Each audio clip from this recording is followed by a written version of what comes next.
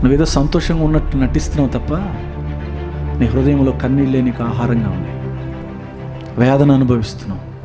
నీ భవిష్యత్తుని గురించి, నువ్వు ఎదుర్కొంటున్న కుటుంబ సమస్యల గురించి, నీకు ఎదురవుతున్నటువంటి అవమానాలు, నిందల గురించి, నీకున్నటువంటి ప్రతి బలహీనతల గురించి, నీ కుటుంబంలో నువ్వు ఎదుర్కొంటున్నటువంటి సమస్యల గురించి కన్నీళ్ళే నీకు పానములయ్యాయి. రోజంతా అదే ఆహారం అయింది.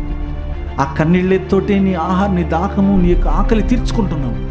ఏడ్చి ఏడ్చి కన్నులు గుంటలు పడిపోయినాయి. ఇప్పటికే ఎంతకాలం విడిచిపెట్టేస్తావయ్యా ఈ ద్రాక్షవల్లిని? ఒక్కసారి దృష్టించి ఈరోజు మనం ఈ మాట చెప్పాలి ప్రభుత్వ, అయ్యా ఈ ద్రాక్షవల్లి మీద నీ చూపు ఉంటే నీ ముఖ కాంతి మా మీద ప్రకాశిస్తుంది. ఈ ద్రాక్షవల్లిని కనుక నువ్వు చూస్తే కంచె వేస్తావు తండ్రి.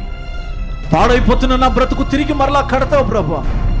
నీవు నాటిన ఈ కొమ్మ నువ్వు కాయు ప్రభువా. నీ కుమారుని నువ్వు కాపాడు ప్రభువా. ఈ ద్రాక్షవల్లిని నువ్వు బాగు చేతండి.